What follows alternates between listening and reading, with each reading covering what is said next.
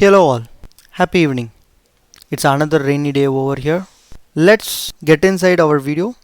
Today we're going to see about how to make a permanent setting to store all my project under a certain location. So it's in other words, how to set up a configuration of UiPath Studio. Without further delay, let's get inside our video.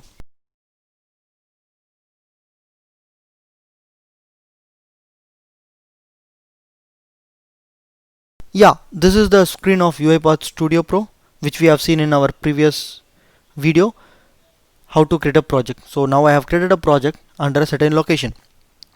Now what I wish is I need to set that particular location as a permanent location for me on this UiPath Studio, so that next time while I am creating a new project, I don't want to recopy or I don't want to select the location again and again.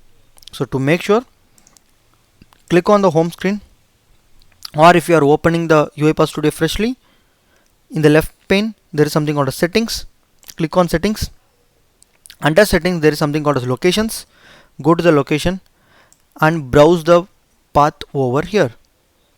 So I have selected my location. So one click on select folder. So that's all. So it will get saved permanently.